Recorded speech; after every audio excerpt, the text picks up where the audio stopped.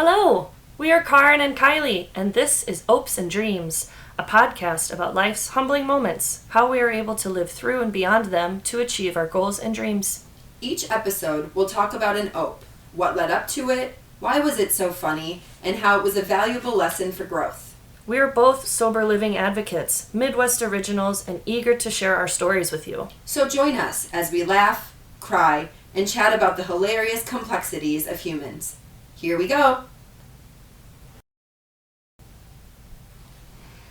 Hi, welcome back to Opes and Dreams. Carrin and I would like to start off by thanking everyone who liked, listened, and subscribed this past week. If you haven't yet, go ahead and follow us on the socials and find us on your favorite streaming platforms for podcasts. Speaking of streaming platforms, soon you'll be able to see our faces with the audio on YouTube. So keep listening and get ready to watch the ridiculousness as well. Because we are so pretty and you want to see our faces. We are. And so right now we currently just have like a little audio video on there, but soon we'll be, YouTubing and recording once we get all of that set up. And yeah. So. YouTube Daddy will be happy to have us. Yes, I don't know who that is and I don't want to ever find out. Thank you very much. All right, so I wanted to personally thank everyone who reached out after last week's episode to send their sweet, sweet sympathies for my poor little child who allegedly was punched in the face. Apparently, he made the whole thing up. Oh, yeesh. Yeah, so he didn't know where it came from. And that's the first thing that came to his mind was that another kid had punched him. So did he punch himself? No, it probably came from when he was at his cousin's house, roughhousing. Was it a Swan?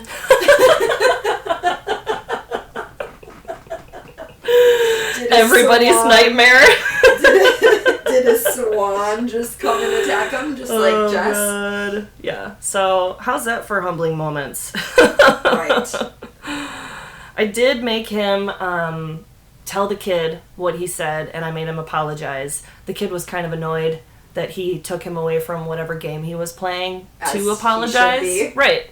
So, it's all good. Parenting is a wild and always challenging ride, but I'm here for it. Yes. I can imagine. That's just like reason 900 bajillion that I am happy that I don't have to deal with that kind of thing on a daily basis. Because I can't imagine what you parents have to go through with just things like that are completely beyond your control when you're like not around them, you can't see them, you don't know what they're doing, and you only hope that what you say to them is absorbed and carried out into their like everyday life. Absolutely. I've always said my words today are his thoughts tomorrow, so everything we tell him sticks with him in some way or another. And I always say we have the gift of perspective. You have to see a situation from multiple angles from all of the people that are involved so that, A, you're not an asshole about it, which I'm grateful that I wasn't, because that would have come back negatively. Right. So if you would have just started, like, yelling at him, like, what is that really showing him? Nothing. Like, I got the privilege of witnessing their before school routine this morning. I came here early. Like, I was actually sleeping outside in the street the whole entire night waiting for them to wake up. She wanted to turn the space heater on in here to warm it up first. Yeah, it was a little cold in here last time, so, we're just adjusting. But if we have the space heater on, it's just going to be like at you the whole entire time. It's not cute. It's not cute. So I was really happy to see just the little pep talks and see him, allegedly absorb the information that you were telling us, whether or not he lets that stick the rest of the day. But, like, really all you can do is just, hope for the best, I suppose, in that situation. So. And with kids that age, it's nice that's why I do the little mantras, small phrases and words. What are you going to be today? Good, kind, patient, respectful, and that's it. Keep it simple, keep it short, and it repeats in their head automatically. Right. Yeah. So what else happened this week? Well, it was Valentine's Day. Love day. Not only was it Valentine's Day, but more importantly, it was me and my sweet BB's 3-year anniversary. I can't believe it's only been 3 years. I know, it feels like it's been absolutely forever. You guys should have just been together always. I feel like we have been. It doesn't, like, it's just a really weird thing. So, Did you do anything for Valentine's Day? Yeah, we went out to dinner at the Blind Shot Social Club. Okay. It's a great restaurant on Fair Oaks Avenue in front of Garver Feed Mill. My husband Alex and I, shout out to Alex Parsons, AP, the Parsons, if you know, you know. Lord, that's enough. I know, right? Because we're both sober, it's hard to find restaurants that cater to sobriety. Mm-hmm. They have a whole menu of mocktails that are delicious and flavorful and really kind of give you that satisfaction of having a drink with dinner. We had Grandma and Grandpa with us too. That's nice. Which was really nice, but it was super snowy. Yeah, it was. It was like a blizzard, and because of that, I also work at a restaurant in that neighborhood, actually, called Alchemy Cafe. I've been there, it would be 7 years this year. Wow. And we were actually really, really slow, but the snowstorm, I think, is really what held people back. For sure. Can't do anything about the weather. We are lucky enough to get, like, a lot of people that locally walk around that neighborhood and will still come in. So we had, like, our favorite regulars, so it was like, a great place to be on Valentine's Day. Yeah, nice and cozy. Nice and cozy. It's really cute in there, so. It is. What else did we do? I feel like we watched some things. Yeah, we did watch some things. We watched some Netflix, because that's all we do when we're at home. I mean, I do that all the time. That's pretty much all I do anyway. I mean, if I'm at home, I've got the Netflix on. So, Apple Cider Vinegar. Yeah. That was a show that we both watched. And yeah. It was interesting. That's a lot to unpack there. Can't believe that's a true story. I know.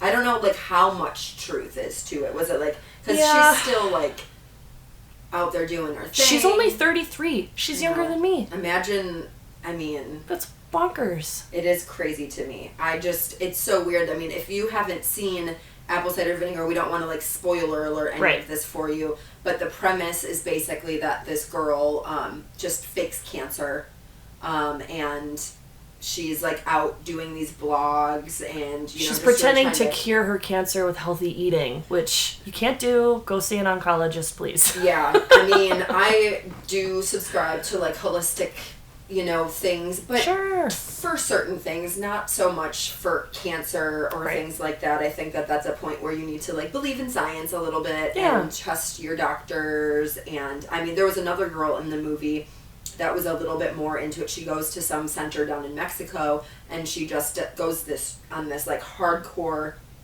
juice diet. And she does, like, coffee, enemas. She's boofing coffee. She's boofing the coffee. And I don't know. I'm just going to go ahead and think that that's not the best idea for you. Probably not. We're not doctors. We can't recommend anything. We don't know. Don't really listen to us. But pretty sure coffee enemas don't cure cancer. And then there's another show. Don't come after me. Scamanda. That's on Netflix. Ooh, I don't know that one. Completely unrelated. Okay. But it's another girl who fakes cancer. And she gets all of this money donated to her through all of these, like, it's like a 4-part series on Netflix. Again, don't want to give away any of that. Spoiler for people that love watching these kinds of shows like us. But, yeah, she goes and, like, she creates all of these, like, fundraisers for herself. And she has this, like, online setup that she's very much a part of this church. And there's, like, a part in the show where they're showing her standing on the stage, and there's, like, smoke in the background, and the people are just, like, throwing money at her feet, and she's, like, the princess of this church, and just scamming all of these people. Why is that a trending topic? I know right now. To lie and fake things. I mean, it's just, like, I feel like it's just putting bad energy out there. It's just, like, now we're talking about, like, you gotta have something wrong with you to, like, something seriously wrong with you, yeah. Like, you just need you weren't hugged enough as a child. Who hurt you? Like, who hurt you enough to think that you need to sit out there and just be, like, getting money from all of these people? Like, I don't know. Disgusting. Good job. Right? She, like, went really far with this and, like, would go to the hospital and, like, there's pictures of her with, like, ports and all kinds of stuff. So just to the level that she went to, make this. And she had like a long blog. I don't know if it's still up. I should have researched and checked this out because I was really curious about research smeeshmerch. Yeah, no kidding. But yeah, so that was wild. That was some of the highlights of my Love is Blind is back. I don't know if anybody out there watches that. No. I got about 2 episodes in of that one. It's too much trash TV it's in for me. Minneapolis this time. Oh, really? So there's been like on TikTok, there's been like a lot of people going on and like complaining about one of the guys that's on there already. Like, apparently just being, Is he yucky? Apparently, I don't know. I didn't really look too much. I didn't want to spoiler alert any of it for myself for the show. So fair enough. Yeah, and White Lotus is back. That's right. I got an email. It was like it appeared as an invite to the hotel where the season is taking place. What I wouldn't give. It's in Thailand. Thailand, that's right. Yeah, it looks amazing. I only got about halfway in because we were up later last night doing our rundown meeting, which we're doing now, video chatting on Sunday nights to get ready and to prepare ourselves a little better for you folks out there that have to sit through listening to us. Because organization is nice. It's okay. It's okay. I'm more of a just go with it and see what happens.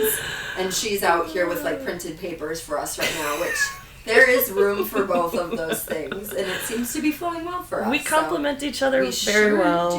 It's working great. So, anything else? Well, the other thing that I watched was on Apple TV. It was called The Gorge. Okay. And I only want to talk about it because Miles Teller is one of my most favorite actors. He's a younger guy, but he did the movie that I remember him from before this. Footloose? No. Did he do the new Footloose? Yeah. Oh, sweet. Mm-hmm. The other one was with Jonah Hill, where they sold guns to the U.S. government. They were just like 2 bros, and they somehow acquired all of these guns and ammo and were selling it to the U.S. government. It was based on a true story. It's a fascinating movie. But The Gorge is him and Anya Joy-Taylor, who was in The Queen's Gambit. Yep, love her. And so I'm not going to spoil anything, but they are both snipers, and they are placed in these opposing towers on either side of a gorge. And the reason makes itself known in the movie, and I liked it a lot. It was really good. It was an interesting story. I looked up who wrote and directed it while I was watching it because some of the special effects and the ideas that they came up with for the things I thought was really cool. Okay. So go watch The Gorge on Apple TV. Yeah, I'll have to check it out when I run out of all of these other things. I just got HBO Max. Ooh. So I have, because for White Lotus, I needed it. Oh, so sure. now I have this whole thing opened up of shows I had for a while and then stopped watching. House of Dragon only has 10 days left before they take it off of there. So I gotta shit, I need to watch that because I didn't watch the second season. Yeah, I got almost to the end of the first, but I love me some dragons. That's one thing. If you follow me on social media, on my personal social medias, I post about dragons on an almost daily basis. I'm obsessed with them. I think it's not fair that humans can't bond dragons. I could go on and on about this. It hurts my soul that I can't have a dragon just in my backyard, ready to ride up into the air with me, to breathe fire on all of the people that piss me off every day. That is all we're going to say about that right now, because I will cry. I want one so bad. One thing, did you know that they made a live action How to Train Your Dragon that's coming out soon? I did. It's pretty awesome. I'm ready. We went to go see a movie, I think it was the Sonic movie, and the trailer came up, and it looks awesome. I'm super excited. We'll all go see it when it comes out. Yeah, we should do that. Because I saw that they're making a How to Train Your Dragon 2, but the live action thing sounds really amazing. But I don't think it's going to help my case here. No, it'll probably make it worse. I think it's going to further just really, upset me. I follow all of these ridiculous AI pages on Instagram. She does. Of these little... She'll send me stuff all the time. Dragons people create. I'm like, why do I not have a fluffy yellow dragon sleeping at the foot? I do, actually. I do have a fluffy yellow dragon sleeping at the foot. Her name is Susie. Susie Greenberg. Anyway, moving on. All right. This is not the topic of this episode. But do you know what is the topic of this episode? Yes. Are we there yet, or do we want to still recap a little bit? No, we can dive in. All right, let's dive in. So let's dive into sobriety. Let's do that. So we did mention last time that we weren't going to make our sobriety a focal point of the podcast. Mm-hmm. However, we figured, let's just get this part over with right away. Yeah. Let's just get it out of the way. Let's talk about it. It's background, it's context for who we are now. It's a big deal. Yeah. And we might as well just get right into it right away. Great. Which is, this could be trigger warning for some people about some of the topics that come up with sharing our stories. It could just be triggering for those who are struggling with alcohol themselves or with being sober curious even and having a hard time navigating that. So just kind of a little warning about that if you don't want to hear about this or you've heard too much about us talk about it or me. I mean, I don't know. Keep listening, but maybe skip ahead or something. Sure. I don't know what to tell you. So, Carrin, why and when did you stop drinking? So I stopped drinking March 8th, 2020, right before the shutdown for the pandemic. It's a great time to stop. It was not planned. It's something I tried to quit drinking off and on for about 12 years. I was constantly one of those people doing dry January and sober October and really just grabbing onto any break I could take. But at the same time, my drinking controlled me more than I controlled it, which was a big reason why I needed to stop. But I grew up in a setting, I'm from a tourist town that had a big water ski attraction that I grew up at. So from my younger years, I was always around these older cool skiers that were partying every night, and we actually lived on property. So for a period of time, when we moved in with my stepdad, we lived at the trailer that was right next to the party trailer. Which you'd think would be an awesome way to grow up. Not when you're 8. Right. But I was a child, so again, it wasn't cool there at that time. So I grew up seeing this very binge drinking party atmosphere around me. Right. And as I started getting a little older and more impressionable, 10, 11, that's all I wanted to do. I wanted to be just like these people. I wanted to hang out with them. I wanted to be cool. I wanted to be seen by them. So I really early on started fantasizing alcohol and just wanting to be cool and wanting to do it. So my friends and I would experiment with drinking when we were really too young. I remember we had a pool in our backyard, and my parents had this camper parked next to it, and we would sneak a beer out of their coolers when the adults were inside, and we would drink the beer. If our parents, I think I was 11 the first time I tried vodka. Oh wow. Yeah, I was really, really young. That is young. We didn't drink the whole cup or anything like that. We just took sips still. and thought we were cool. But I remember 15 is when it really started drinking more often. Yep. And then it went high school parties. I actually didn't do a lot of high school parties, honestly. My friends and I would get together and do movie parties. So there was a period of time in high school where I actually didn't drink a lot. It was only in the summers. During school, I absolutely didn't. It was when all of the people from this attraction when the party came to summer. town. Right. Then it was okay, now we're back in this. But that was every summer for me. And then the drinking really hit when I was 18, 19, 20, and into my 20s. Right. For me, it was the normal, I think the town that I grew up in really exaggerated drinking more so. It was a tourist town, so people were there to party in the summer. And I feel like it was normal. I feel like it was. I look back at it now and I'm no, that was excessive. But in Wisconsin, we don't have a line between normal and excessive. We don't see that here. Yeah. But towards the end of my 30s, I would say in my 30s is when it probably got the worst for me mental health-wise. So it went from just being this thing that everybody does, normal, to really impacting my mental and physical health.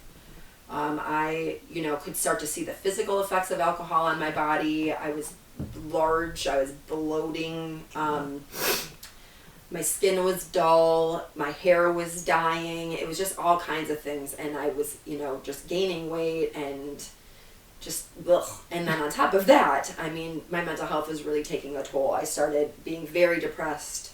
There was a point at the end where I was drinking by myself every night. At work, I'd sit and have drinks regardless of who was coming to meet up with me, what was going on that night. I would just sit there and I'd cry every night. I was very, very, very depressed. Going in and out of like shitty relationships with people. And just like my self-esteem just really taking a dive, to the point of, you know, having thoughts of taking my own life more often than not, almost an everyday thing. I hate that.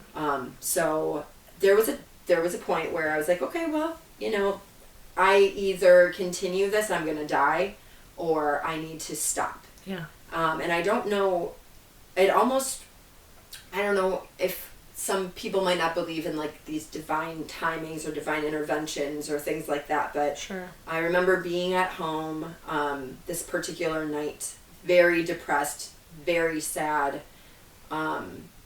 just feeling empty and hollow inside, and just something happened and clicked, and I was like, I'm never drinking again. And I woke up that day feeling just shitty and hungover, as we tend to do. The anxiety is there. And I remember walking down to my friend's shop. She had a shake shop in the neighborhood, and being like, I'm never drinking again. And she's like, okay, whatever. How many times have people said that after they're done drinking?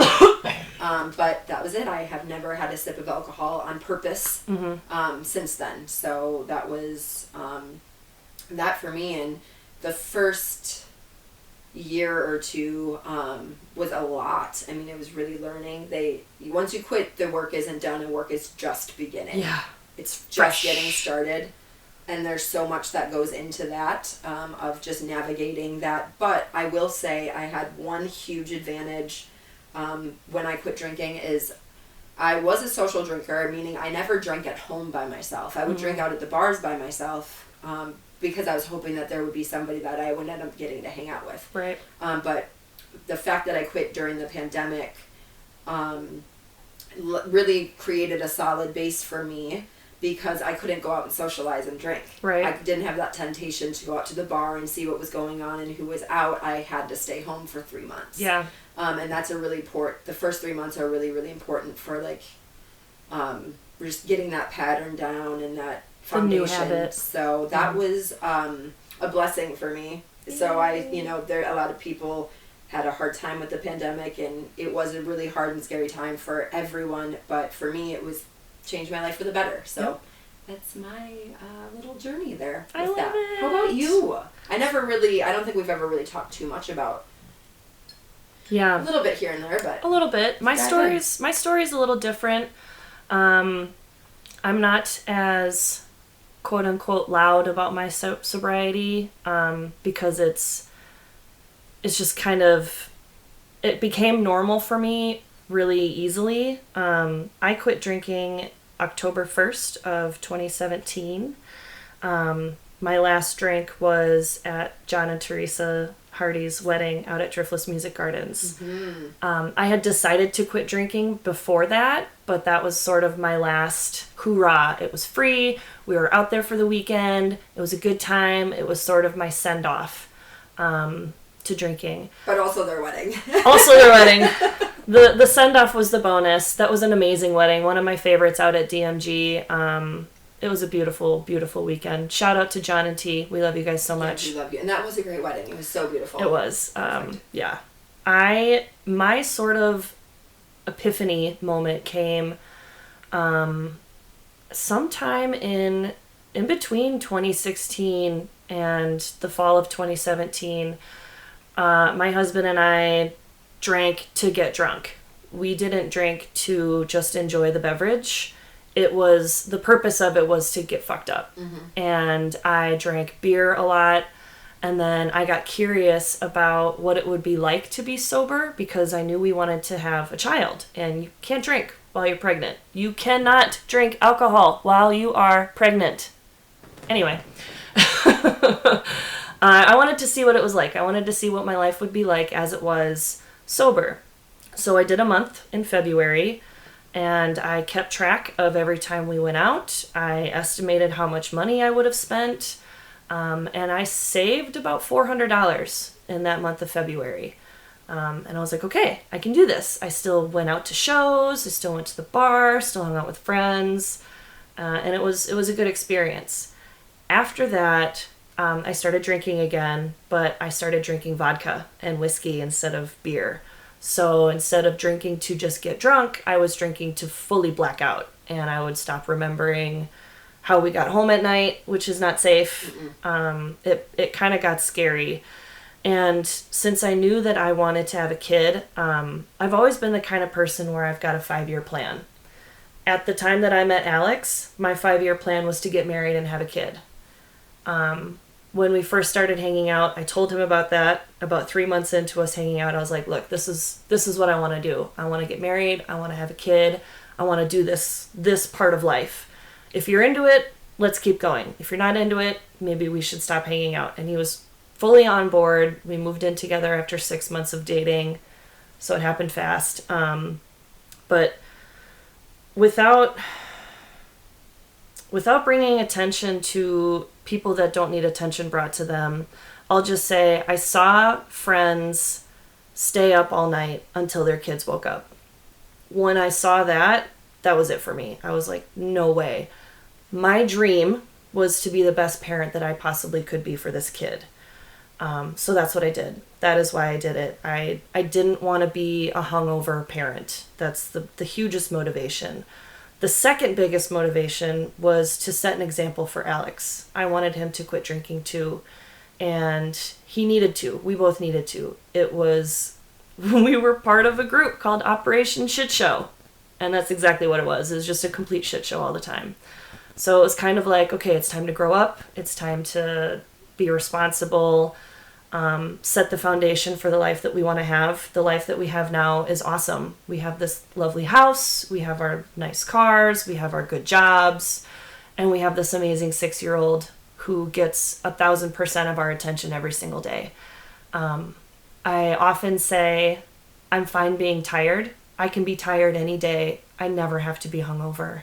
Right. Oh, God. Never feeling hungover from alcohol again is one of the greatest parts of it. It's a blessing every single day. Yes. To wake up and be like, I don't feel like garbage. I can get up at 6 a.m. Yeah. I can have my cup of tea or my cup of coffee, and every single day I wake up and I am just reminding myself of how blessed I am that I chose that path. Yep. This is why I do it. Because it's a choice. It's an every single day choice that you make for yourself and for the people around you. Yep.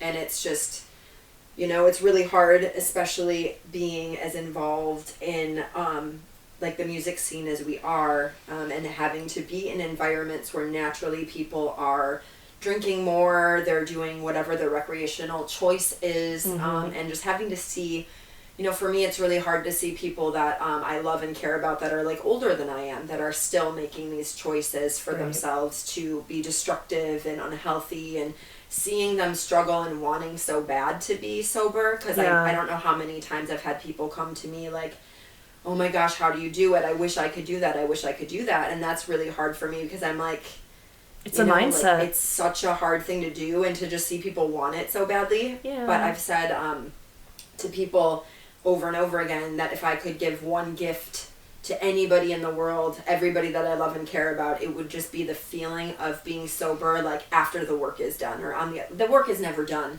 but after you kind of everybody kind of reaches this like aha after a long-term sobriety, where you just everything feels better. You're so happy. It sticks. It's good. It's just good, and great things just happen to you.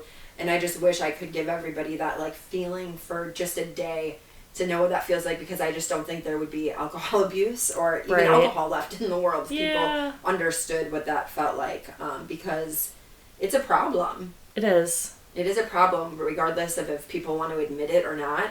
It's a problem in our society in so many ways. And there's lots of different types of alcoholics. This was something that I realized shortly before I quit.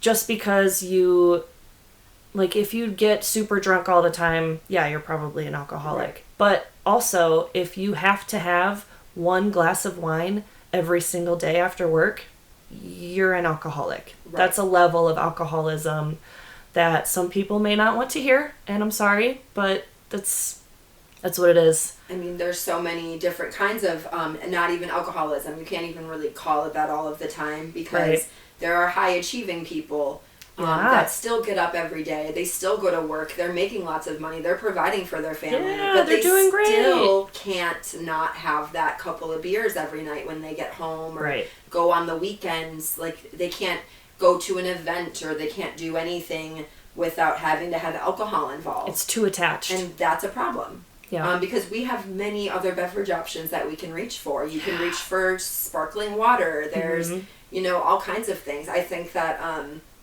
like, good NA beers and mocktails are really helpful in the beginning phases of quitting drinking. I tell you what, an ice cold NA Busch Light after a hike in the summertime was amazing. Yeah, like for me, when we'd go like camping and stuff, and like sitting around that fire with everybody after like the DMG festivals. In 2020, we were lucky that they would have drive-in shows. It was so much fun. It was really nice, safe social distancing, the ability to be able to socialize safely with people, and camping, and being able to have like that cold NA beer. If it weren't for that, I wouldn't have been able to, probably stick to it as much. But I just always tell people, like, replacement is such an important thing. Like you a bridge. You can still have the drink. Yeah. You can still go out and drink. Just change the drink in your hand. And you can still feel like you're part of the socializing, but you're going to realize very, very quickly, it'll be like, seeing the people around you and how they're behaving when you're sober, and you quickly start to be like, oh, like, it's hard. It's like a mirror to you of your choices. It's hard to look at people around you drinking, and feeling shame about your own behavior, because it brings up triggers. Yeah. And it's just, there's a lot to it. And I also want to say, not to put shame too much on anybody that drinks. Like, do what you want. We're not trying to shit on people that drink necessarily, because from my perspective, for example, out at Driftless events, we want you to come party and have a good time. I don't want you to feel bad for wanting to come party and have a good time. I actually get a stupid amount of joy watching people have a good time. That's why I do what I do at Driftless when I'm out there. I used to be riding the rail to every single band at music festivals. Now I'm like backstage, or I'm sitting at Scott's Bus. Shout out to Scott's Bus. Right? But I love seeing people have a good time. That's important to me. I want everybody to enjoy their lives and have a really good time. I just want you to be aware of what you need to have that good time. Right. Awareness is huge when it comes to it. That's the first step. That is the most important thing. I think that, for me, alcohol is a hard no. I'm very strong about that. I do have a hard time still accepting that other people are allowed to make their own choices sometimes. That's something that I work very hard on. Sometimes I fall short and fail at that. But I do think that having that awareness and realizing and taking a step back and like examining your relationship with alcohol is such an important thing, especially if you're going to continue to keep drinking. Right. Just take a step back and just be like, is this really like serving me? And if it is, if I'm not having a problem, because everybody doesn't have a quote unquote problem. Right. If you're able to handle it and still be able to safely conduct yourself in society and through life while still enjoying that drink, great for you. But we live in Wisconsin, and it's toxic. Right, it is. To be blunt.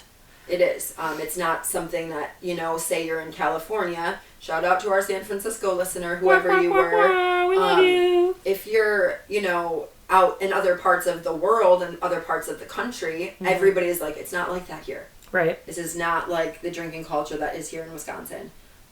Which is sad. I mean, I don't know. Yeah. I don't know. So let's talk about a funny story real quick, because when you were telling your story, you mentioned you haven't had a drink on purpose. Right. So we're going to talk about when we were in Mexico last year for the Fish concerts on the beach.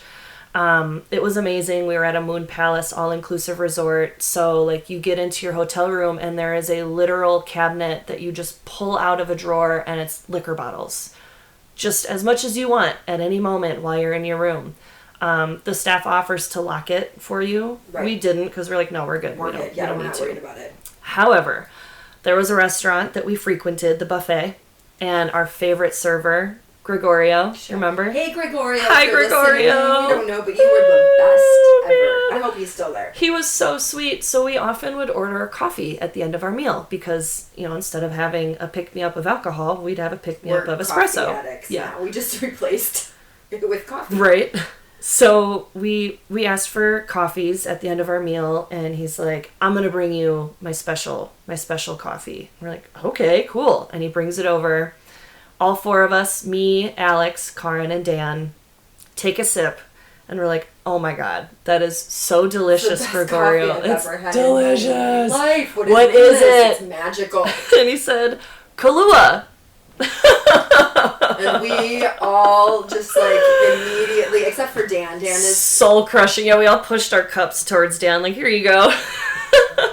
I mean, it was and there was a moment where we all, we did kind of panic for a second. Just a second. Like, oh shit. There goes 6 years of sobriety. Right, there goes all of this work, and just a little bit of guilt comes into that. But at the end of the day, it's it was a total accident. Yeah. And none of us flew off the wagon and decided to snort our coffee right then and there. So it was a funny moment that we got to share. It was good. It was just kind of funny because of all places, if somebody were to be like, oh, if we're gonna have a little bit of fun, it's gonna be at a fish show in Mexico. Right. But we didn't. We were really good and we stayed strong, and I'm very proud of all of us because this is a place where you walk in, and as you're walking into the venue, on either side of you, in Beauty and the Beast, when they're doing Be Our Guest, there's just trays and trays of margaritas and beer lined up for the taking. And obviously, all-inclusive resorts are very heavy on the drink the alcohol. Here it is. It's everywhere you look. But also, just as much as there's alcohol everywhere, there's cake.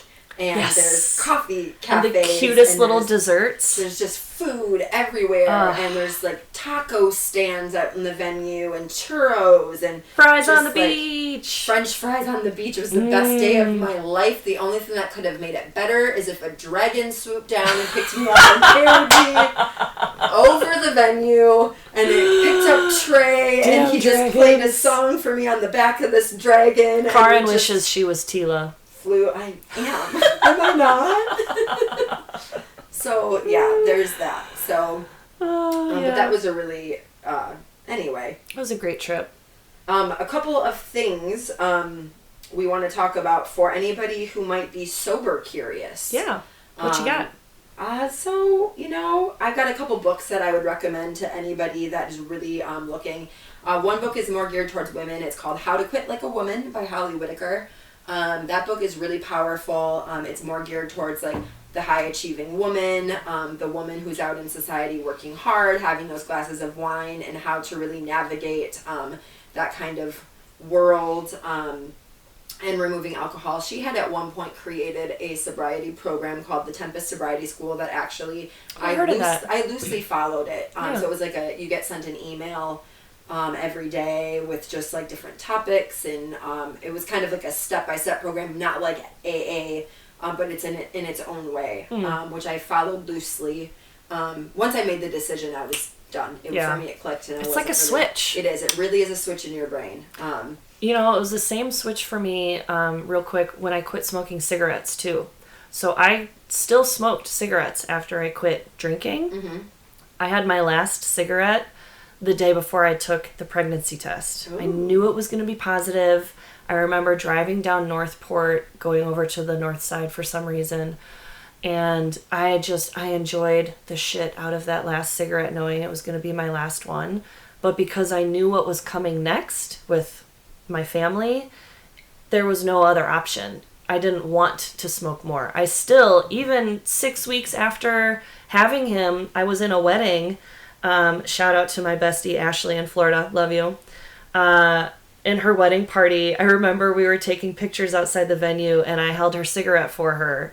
And I looked at it, and I was like, nope, I'm good. I'm just going to hold this for her. I don't care that my fingers will smell. it doesn't matter to me, but I'm not gonna smoke this cigarette. And that was probably the last time that I even held one. So it's just kind of like, it's a mental space that you need to be in. You need to tell yourself, your brain tells you that you're ready for it. Right. And then you can build the foundation to support that choice moving forward. Right. And on that note, the second book I want to recommend is This Naked Mind. That book is really amazing, and it gets into more of the physiological aspects of science, of drinking and what it does to your body and how it affects you, and just all of that kind of stuff. And that was really like woof for me. Some of that stuff to realize like exactly what damage it does to our body. Yeah, it's kind of poison. Yeah, it's totally poison. It's like drinking ethanol. But I will leave the book up to get into those details. So I definitely recommend those two books if you're looking. Another piece of advice I have for people is to start following sober pages. There are tons and tons and tons of them on Instagram and Facebook and social media. And the more you expose yourself to those pages and the more that pops up every single day as a reminder, the more helpful it is for it to stay in your brain and stay at the forefront so that you can kind of stick to that. Helps you normalize it. Absolutely. You change your environment, you can change your behaviors. Yeah, you sure. Somebody should write that down, put it on a pillow, cross stitch it. It's okay, I recorded it in a podcast. There we go. There you have it. Any other advice for our sober, curious pals out there? Yeah, one thing that Alex and I struggled with when we quit was the extreme sugar cravings, because alcohol is sugar. So we both gained a lot of weight. Granted, I was pregnant during my first year of sobriety, so it doesn't exactly count. But we've had to make some really, really big life changes to counteract the weight gain that you naturally get from. People think you lose a bunch of weight when you quit drinking, and you do. You lose the puffiness, you lose the water weight, but then you start eating, and it comes right back. So it kind of goes hand in hand with just healthy living in general. Right. Drink so much water. Like, you can drink a gallon of water a day. Right. And you probably should. Right. That's a really good way to... Move your body. Yeah. Get out, find an activity. I mean, you don't have to do all of this right away. No, baby steps. Baby steps are okay. Is enough. It's a lot of work. Yeah. Don't quit everything all at once. I think there is a natural point after you quit that we all of a sudden, like, do start gearing towards, like, going to the gym, or for me it was hiking. It was being outside and getting back in nature, because there's something to be said, and I don't know if this is just something I experienced or if this is something universal with quitting, but I noticed that I kind of reverted back into who I was before I quit drinking and finding the activities that I loved. Yeah. I was a feral woodland child where I was running around in the woods making forts and being outside, so I naturally just gravitated back towards being outside and surrounded in nature when I quit, and that was like very healing for me. Yeah. And she lost a ton of weight from did. that summer that she went hiking like every single freaking day. In the winter. Yeah, it was awesome. It was amazing, and what I wouldn't do to get back there now, but I'm 41 now, and all of that, so it's harder to... It's okay. That's a whole other thing for another day. Yeah. So sobriety, it's difficult, it's rewarding, it's not for everybody, but it should be on some level. But yeah. Thanks for listening to our stories. We wanted to kind of get those out of the way so that we didn't have to hammer it in too much.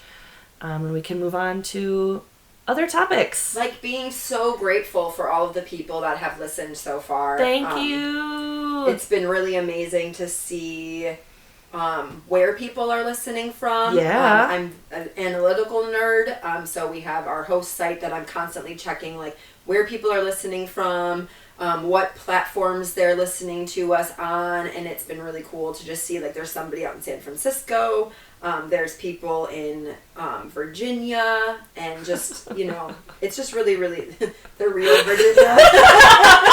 I was going to say, like, there's people listening from your hoo-ha? No, it's my brother, actually. Oh, so. Got it. Awkward. So yeah, just like, shout out to everyone who's tuned in. Yeah.